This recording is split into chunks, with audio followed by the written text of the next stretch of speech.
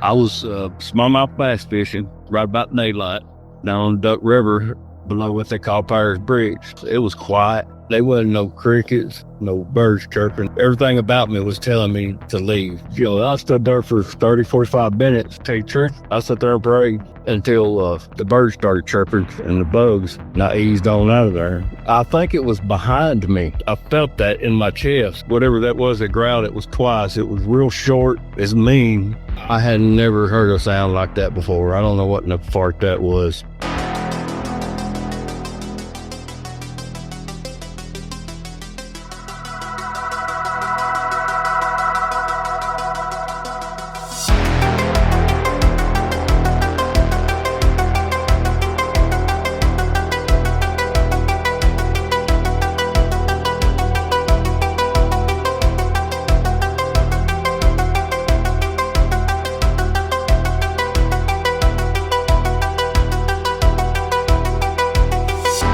I'll get us kicked off here. You've had some experience with boogers, as we call them in the South. You're up there in Tennessee. Tell me what your personal experiences were, or how you learned about these things to begin with.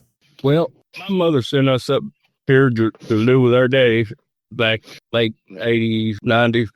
And as soon as my brother and I got here, my daddy started expand on his barn and stuff like that. He was into what they call spotted saddle horse, and we started breaking saddle horses and walking horses to trail ride for the public. And around the lake here, TVA, some of the best trail riding in the country. And we always done it in the fall and the winter. And I noticed one time back here on the real steep hillside that the treetop was held 50, 75 yards above the tree. That was the first thing I noticed. Something had to have drug at that treetop. It was the whole treetop. It was way uphill from the tree, and I just kind of noticed that. And I remember my brother telling about something messing with them up back behind Grandma's house, on the same farm. Then nothing really until 2015, late August 2015. I was smallmouth bass fishing right about daylight down on Duck River below what they call Pirates Bridge. And it was quiet. There wasn't no crickets, no birds chirping. Everything about me was telling me to leave. That right there, that affected me pretty good. I don't know what that was. I never saw it. But you definitely had that feeling that something wasn't right. Well, I'm here to tell you, there wasn't nothing making no noise except a pileated woodpecker right straight across the river from me. And that first growl, that's what I thought it was, that woodpecker, taking on that tree. But the second time I heard it, I looked up there. He was headed toward the bridge, the bird was. And I spun around there, and I've got bad hearing. I only hear good out of one ear. Direction of sound is lost on me. I can hear it sometimes, but I don't know what direction. Yeah. And, I stood there for 30, 45 minutes. Tell you the truth, I sat there and prayed until the birds started chirping and the bugs, the crickets and stuff. And I eased on out of there. I don't know what the heck that was. But it was across the river from you? I think it was behind me. I think it was on the same side of the river as me. The woodpecker was across he was in a tree across the river. But he was right about the middle of the river on a limb. And he was, he took off flying. And then I felt that in my chest. Whatever that was that growled, it was twice. It was real short. It's mean. I had never heard a sound like that before. I don't know what in the fart that was. As far as sightings, I've seen movement out of the corner of my eyes and stuff, and it had to have been something bigger than a deer. But on my place, it was the year after I had that down there at the Pirates Bridge. The year after, across the road from my house, not 50 yards from my front door, I come bouncing out of the garage door one morning about 5:45, and I just happened to look. It was real windy. It was early April, and the whales were blowing. I looked across the road over at Mr. Watson's, his little old horse lot there that's grown up, and they was one walking across that little cow lot there. He was, I don't know, 7.5, 8 foot tall. I saw him clear as day, Matt, but I've never saw ones like facial features. Yeah. That one there, he had real long stringy hair. He looked like he had, if he went a little ham on his ghillie suit. That's what it looked like. And his leaves hanging off. Looked like he just laid down the leaves and rolled around. As soon as he saw me, he stopped and he knelt down. He got down on one knee. And the way I got goosebumps down thinking about it. I don't know if you're a fool with horses much, but you know how a fly will get on a horse fly bottom or something, the way they'll move their skin. Yeah, they'll kind of shiver. Yeah, that's the only thing I can use to think of, to the closest thing I can think I've ever saw to describe what he was doing. I've kind of chalked it up to, I must have shocked him a little bit, and he stopped and dropped down there on the one knee and done that shaking after he realized that the wind was blowing so hard. Yeah. Have you ever heard anything like that? No, I've never heard about that shiver that you're talking about. I mean, the whole thing kind of makes sense as far as the setup is concerned, because the wind was blowing, so he probably couldn't wind you real good and just didn't know you were there, and you just caught him off guard. But I've never heard that shiver. I think that was something he'd done regularly. Yeah. Or something, or it was something, because I've heard that gate over there. I've heard the chain rattle on that gate a couple of times, and my neighbor lady next door, she lived alone. She called me one time and said she was letting her dog out and heard that chain on that gate. And I had been hearing it for, off and on for a little while. Now, was it walking away from the property or towards the property? It was walking away, kind of diagonal across that lot. My house and my lot was square with Mr. Watson. He had probably 25 acres across the road, and his house was to the left, and he was right there across the road from my house in the lot. And I'd heard some wild sounds like coyotes, but kind of bleeds it into an owl. Yeah. Pretty much know it was something else sounding like them. And then they just go quiet. I talked to Tim about what happened to him down at the river. I asked him what he thought that was. He goes, I don't know. I was like, well, I kind of thought it was a dogman. How long had you been fishing before you heard the growl? It wasn't long, Matt. It wasn't long at all, because it wasn't daylight yet. And I got there probably 5:30. It was just getting daylight, and I left out of there. It didn't seem like I was there that long. Yeah. But it was probably 7, quarter to 7, something like that, around 7 o'clock when I finally got out of there. I never saw anything. Right. Like I said, that was the only thing I heard other than that woodpecker. I didn't even walk back up to the path. I went along the edge of the river, got my feet wet and everything. Now, were you just bank fishing, standing in one spot, or were you walking the bank, or what were you doing? I was just standing in one spot. There was a rock outcrop right there above the river. Yeah, the river was down, like sun.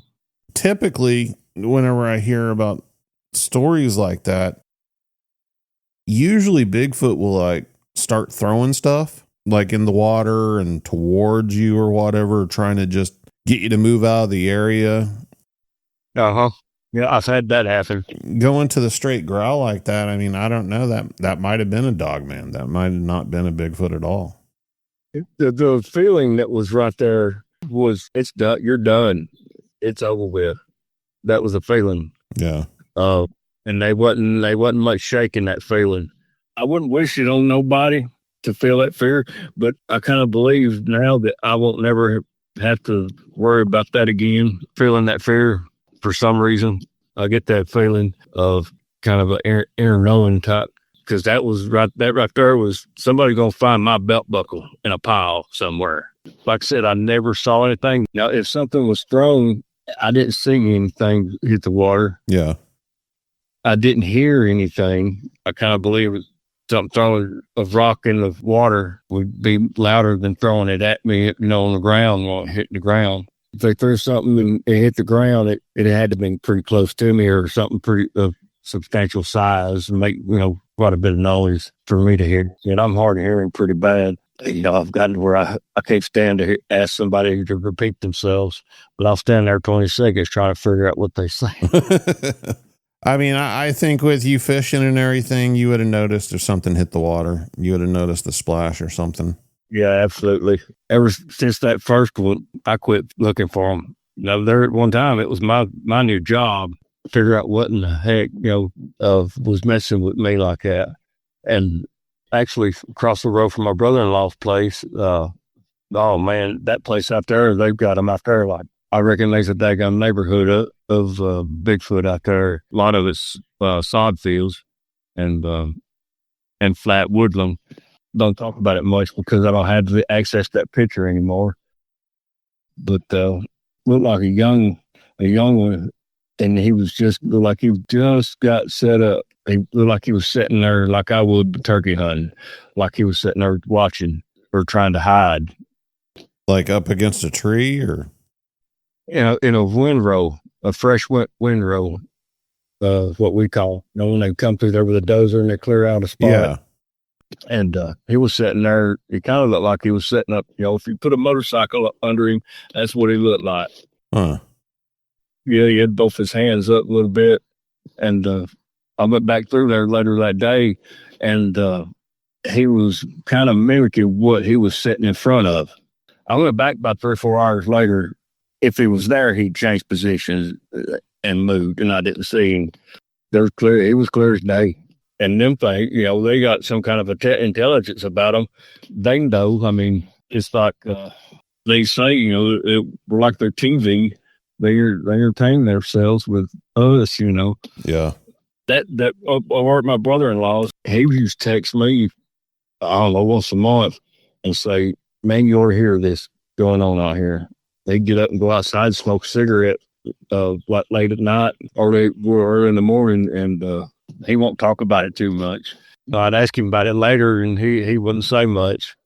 I think a lot of people were worried about, being made fun of or joking. I don't care. I don't care if people believe me or not, or what they say. I know what I saw, and I know what I heard.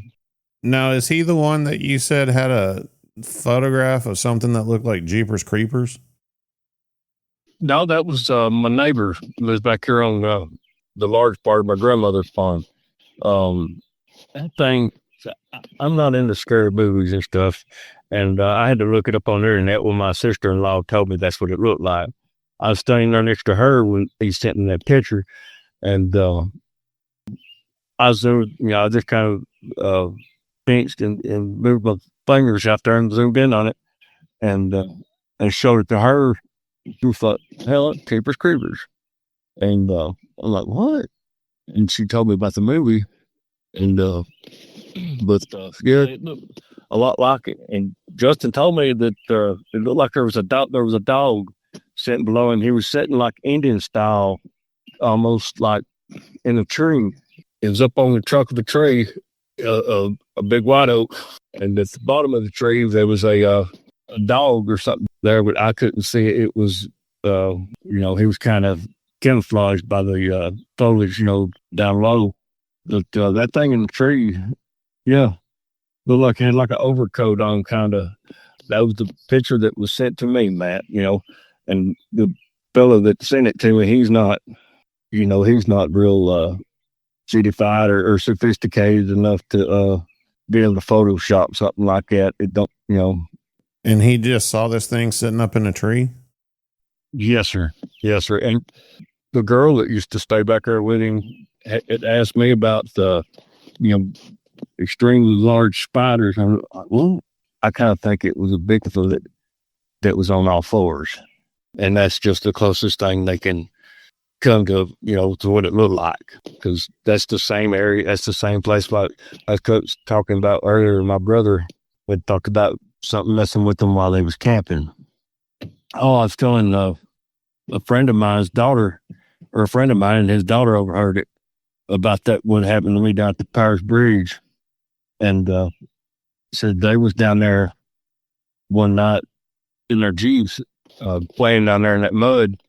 They was all standing around talking, and something throwed a big chunk of tree trunk in the middle of them. It was like it fell right out of the sky.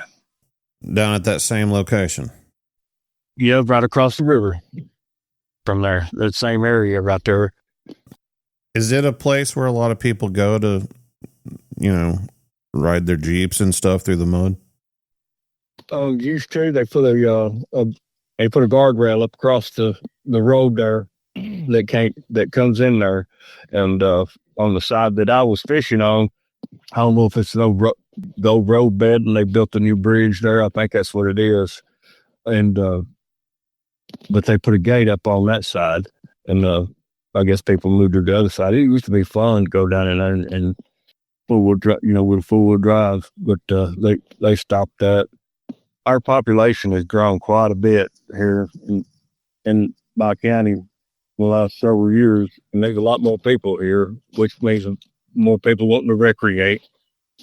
Kayaks and stuff like that has become real popular, and there's more people river. But back then, when that happened to me, there wasn't near as many people on the river. That river, that stretch of river right there, really isn't all that accessible. You might be able to get a kayak down there, but then it's not easy like what people want. I was just curious because there's a place here in Oklahoma that I used to go to all the time whenever I was younger, but it's a popular off-road and four-wheeling spot, and I've heard stories about things getting thrown at them, at nighttime whenever they're out there in their Jeeps and stuff and their rock crawlers. Yes, sir. I used to do it for a living, doing the weed control and liquid fertilizer on residential turf. 15 miles and a day wasn't nothing. But my brother, he couldn't walk all that much. We left, hour before daylight one morning, turkey hunting on WMA, and we're sitting there. We got there a little earlier than what I thought we would. We was sitting there finishing a biscuit and a Red Bull. I heard a pine cone or something bounced into our setup.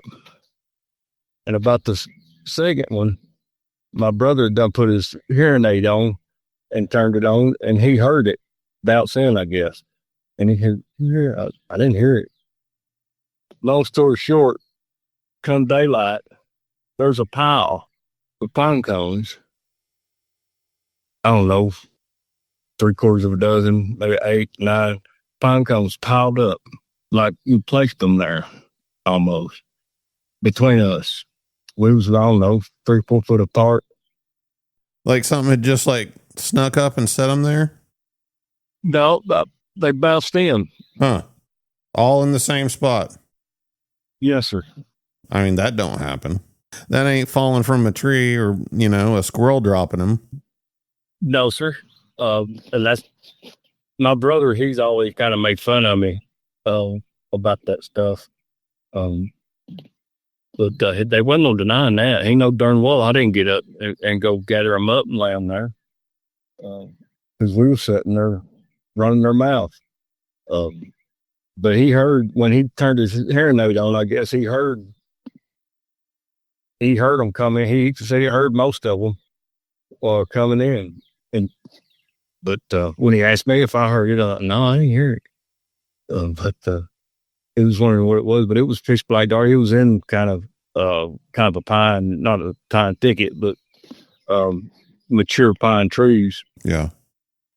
And actually on the edge of the WMA there, we had to walk in there, I don't know, 3/4 of a mile maybe. And I've been, I used to do the weed control and fertilizers. And during the spring, that's the busy season because you got to get up and go to work and can't go turkey hunting during turkey season. That's 45 days there, and it seems like another full-time job by the end of the season. But windy days was the only time I could go hunting, if it was real windy or if it was raining. Not real great days to go hunting. No. And the windy days had it happen most, but I could hear, they had to be real close to me, Matt, because I wouldn't be able to hear another set of feet shuffling through the leaves. I mean, them dry oak leaves, you ain't going to be quiet. Right. I was wondering, that's somebody trying to get in between me and my cat. So I guess I got a little bit inflated there about my ability to kill turkeys. And just somebody who could try to get in between me and my turkey. I don't know if you know much about turkey hunt, but around here, public land is it's a little bit pressure on public land. Yeah. And it's hard to, if people call shy and stuff like that. That was before I realized there wasn't no such thing as call shy. But I learned to run the harder types of turkey calls to run, like the trumpet and like a pill bottle tube call. They're not, it takes a little bit of skill or practice to run them. I got pretty good at killing turkeys on public land, and we'll get on the line and brag about it. I guess ego, I guess. But I was thinking something was somebody was trying to get between me and my turkey, try to kill my turkey. It's the only thing I could attribute to another pair of feet walking around in the woods. Man's violent tell him all kind of stuff. He'll lie to himself if he allows it. Come to find out, figure out that Boogers, following me. I was stopping. That's when I kind of figured it wasn't a man, because I don't think a man would walk backwards a half a step off. Be right in time with me, but it just didn't sound, it was more than one. Their timing will be off. Yeah. And they would follow you into your spot or follow you out? They was following me out of that area. And I've been run out of an area too. My ex-wife's family had some property over by the industrial park. And I'd back my truck into those ag fields out there in between those industrial buildings. And I'd back up there where the combine pulls into the field. I'd back my truck up right in there and walk across that field to get to that other property over there. They wasn't you had to park out there at the highway and walk for good ways to get back to the woods. They've run me out of there a couple of times. There was a certain tree. There was a great big sycamore back there. Before daylight, they did not. It was like hitting a wall right there. That's the only thing I could describe it as. I could not, without causing myself some trouble. I really felt like I didn't need to go past that tree. But after daylight, I went back over with a friend of mine. He was such a good friend. I took him over with me, and we walked back there and did. It was fine after daylight, and I could come to figure out that they didn't want me back there before daylight. Oh. I went back there after daylight and had been pretty successful, turkey hunting. But I knew they was there. I saw footprints, and I sent Tim a picture of what looked like a cow track. But you could see, I remember him describing, they would walk on their knuckles or whatever. Do you remember that? You know what I'm talking about? Yeah. A bear discovered that down in Louisiana, I think, where it looked like they were punching into the ground, and it just looked like cow tracks to most people. But if you got up on the track, you could see the knuckle impressions. Yeah, and the thumb. Yeah. And so I thought, the son of a gun. And it wasn't long after they described that, how that track looked. And I thought, I'm standing there over this track, and I'm looking at exactly what they described. And well, shoot, I was hoping, because that's why I started going over there, because to hoping they wasn't none over there in that area. It didn't stop me from hunting, but it certainly changed the way I went about it. There wasn't no more leaving the truck without no flashlight at 3:45 in the morning with nothing more than a cell phone screen as light. There wasn't no more of that. There wasn't a whole lot more going by myself because kind of knew how to keep not necessarily myself safe, but from being further traumatized by it. Yeah. They ain't no joke, though. That's true about, being masters of intimidation. Even if you, kind of know that they're not going to hurt you or whatever, they can cause you to hurt yourself or they can dang sure affect a man mentally. That dog I was talking about, he was supposed to be a foster. I didn't want nothing to do with him. But about 3 days after he was there at the house, he jumped up in the truck one morning and wouldn't get out. And I drug him out of there, and he kept getting back in the truck before I could get the door closed. And I thought, well, dog, you're going with me today. And Matthew, that dog was in the truck with me every day after that. And he was a very good dog. Nothing scared him, but he was real protective of me. He was a one-person dog, and he didn't want much to do with anybody else. But he was my ears. I wouldn't go in the woods without him. And I kind of let myself get spoilt to that. I think, hell, I'm gonna go to the woods somewhere or something other. And but where's my dog? I ain't got my dog, so I wouldn't go. I still don't. I don't go by myself hardly. Like I said, I had that dog there for several years, and I believe just about any dog would be able, if you pay attention to them, would be able to let you know if something's up. Yeah. I mean, that's the thing. You got to pay attention to them and you got to trust their instincts. And if the dog says it's time to go, then it's probably time to go. Yeah. And he didn't play around. He buzzing that collar, vibrating that collar. He just keep going. He wouldn't turn around. And, that's when I just fall into the truck. He'd bent the truck waiting on me. You could holler truck at him and that's where he'd go. I don't know. It's hard to explain that darn dog, but you miss something like that. They wouldn't no better woods companion. Like I said, a horse's will, thinking about when we was breaking them coats out here, even the daggone green broke coat, come think of it. Sometimes they wouldn't cross the creek down here behind Grandma's. Sometimes they just, when they, just walk right across it. And other times they would buck before they'd go across that creek. I think you mentioned to me whenever we were talking on Facebook that your dad had some encounters and got to the point where he wouldn't even talk about them. Yeah, he wouldn't talk about it. But I got to describing one day right there before he passed away, because he was real hard of hearing. Him, myself, and my older brother all had the same inner ear problems. And my dad was horrible. I mean, as far as being able to hear, I cut my truck off in the driveway and I could hear his TV playing. And so I think they really probably ramped up. I think they was, kind of messing with him.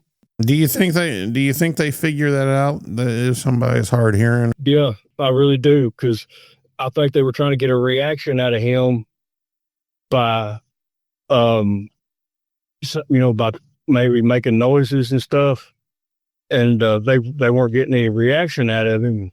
And I think they kept ramping it up until they had to reveal themselves to him. Yeah. Visually, he had to sit, because I'm pretty sure he probably saw something pretty daggum clear for him to. My daddy was, he's old school, typical boomer, but he wasn't scared of much. And he wasn't scared of much natural, especially. He was cautious about snakes and stuff like that, and that was a big thing for us when we was growing up. Watch where you put your feet.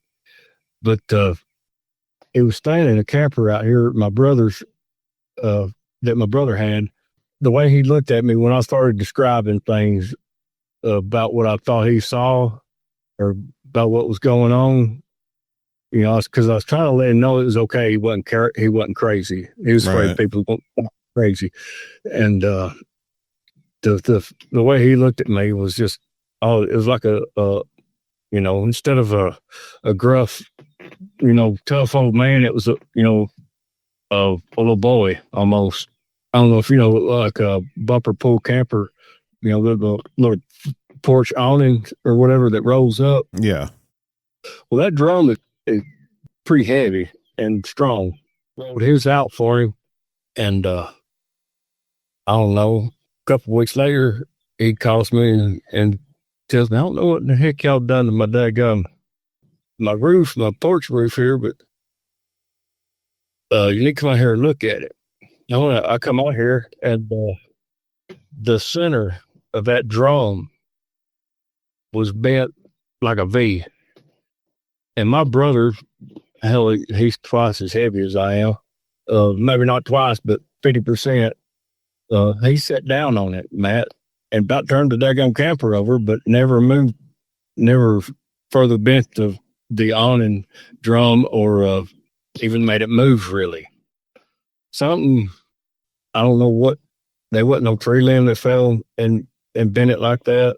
I mean, that would take one heck of a tree limb, and I mean, it would be laying right there if it did. Yeah, the whole, it would have mashed the whole camper. Yeah. I don't know what bent that daggum thing, but it seems how it bend it without moving the rest of it. Like my brother, he was rocking the camper when he was, kind of bouncing on it. And, it just kind of weird, like they talk about bending trees and stuff and sticking the ground. Out there, my brother-in-law's, them maples out there, they'll be maybe 4 to 6 inch caliper tree, but be, 35 foot tall and be bent over and stuck up in the ground, the top of it. Yeah.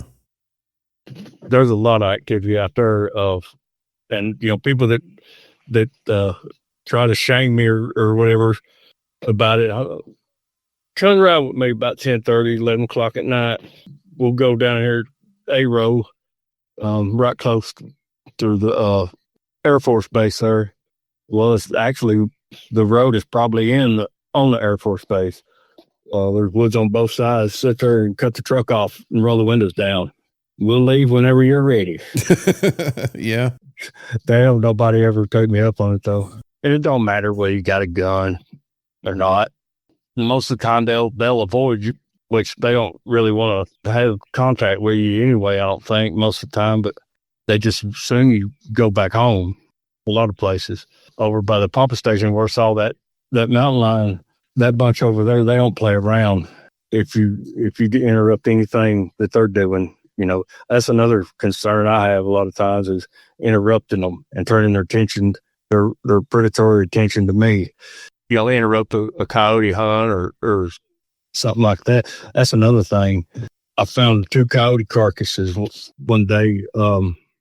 I wouldn't have put it together like this if I hadn't heard someone else talk about the way they did their dog, how they killed their dog. That's another concern. I was worried about mine, but the way they done that coyote, it's like the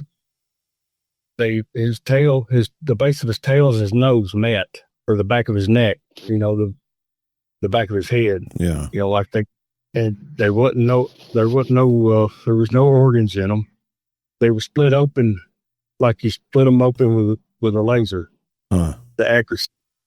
They were fresh too. They weren't even smelling bad yet. And where'd you find these at? That was in Centertown, over in Warren County, between what they call Woodbury and McMinnville. I got permission to hunt a farm over there, and actually a good friend of mine that had control of some agricultural property there. Had the hunting rights, and used to be. It's not as, I don't think it's as bad anymore, but it used to be a lot of backwoods organized crime over in there for lack of a better term. Yeah. But I've only ever saw that knuckle track, and me and Lester was at the back of it. I don't know if y'all have retention ponds around the subdivision, not, but 10 years after the subdivision is put in, that pond will have fish in it if it holds water.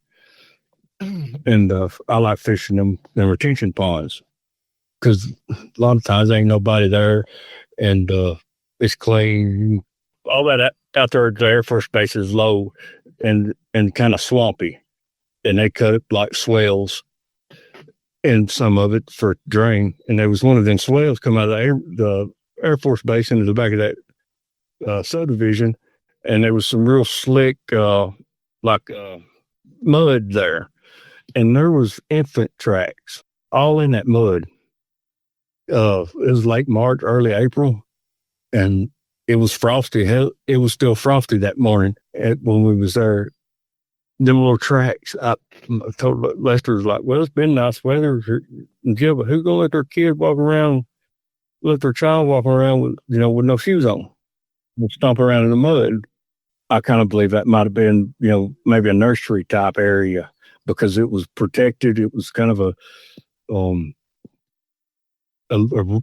pretty good size, real wide draw. It wasn't real steep, but it was wide. That goes down into Cat Creek. And it's kind of a bowl there, and it's wooded and it's thick, and nobody goes in there really. There ain't much reason to go in there. And I imagine if somebody does, they'll get run out. I thought maybe might have been last year's youngins that was, them tracks belonged to, because they weren't real big.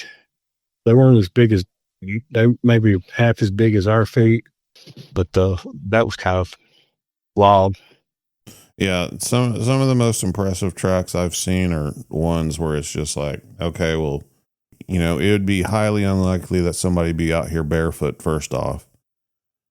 And then secondly, these footprints. I got a plaster cast of a track that we got that's the foot's like 5 inches long. So like they ain't letting their little kids run around out there barefoot in the middle of September whenever it's 50 degrees outside. Yep, that's about the size of them tracks that we saw. I just kind of thought it was kind of cute. If anything, something like that can be cute. The tracks were a little bitty track. There was two different ones there. Yeah, there was two sets of tracks, and it was right there in that little area. And they must have been 500 of them, like it was playing right there. And I didn't see any, seemed to me like if you was, child playing in the mud, you get it on your hands too, and finger drag marks and stuff. Yeah. Never seen anything like that, but there certainly was quite a bit of activity right there. Lester, he thought I was crazy. It'd been, I've known him since elementary school, and he was one of them friends where you pick up right where you leave off, when you see him. And he rode around with me all weekend, one weekend, and he thought I was crazy, just he's wondering what I was on. I was like, man, I thought you was full of crap, man. I didn't, like, what in the heck have you exposed me to? Yeah. Once the door's open, you can't shut it. No, once you see it, you can't unsee it. And, people, it really kind of bothers me a little bit when I read where people are talking about how desperately they want to see, want to get on there and tell them, it ain't always 75 miles an hour down the interstate and they're, half a mile away. Sometimes it's 50 yards across the road from your house. That really, I don't know. I'm not necessarily all that religious, but I know, that morning down there on the river, that prayer, which I had, faith in, but that right there, I believe if it didn't keep it off of me, it helped me. Well, I'm sitting here looking at a little baby deer now. Trying to cross the driveway. But that right there kept whatever that was off of me that morning. And that just kind of, if it does take me out, at that point, I believe I've won. You may have to do something pretty bad for him to come on him like that, I believe. Kind of hard to say, you say it concerns you and worries you, but then again, there's times that it don't. Like I remember talking about, cooking bacon or something at a camping, and I cook some at night. I like breakfast for supper. They ain't nothing better than eating breakfast while camping, whatever time of day it is. I cook some bacon at night. And I was kind of about halfway through it. I thought, well, I would turn. I'm not here in Booger country, and I'm cooking bacon and draw them in. Which if I did, I didn't know. But forget all about it until it's kind of too late. You done started. Like I was talking about people wanting to see them. I ain't never talked to anybody that their life is better because of seeing one of them darn things. Well, man, I appreciate you coming on here and talking to me and sharing your stories.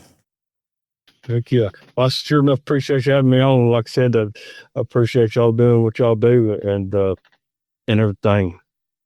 And if you've had your own encounter with Bigfoot or something else you can't explain out in those woods, email me at bigfootcrossroads@gmail.com. Check out the website, bigfootcrossroads.com. You can find links to social media, past episodes, merchandise, everything you need all in one place. And until next time, remember, there's something in the woods.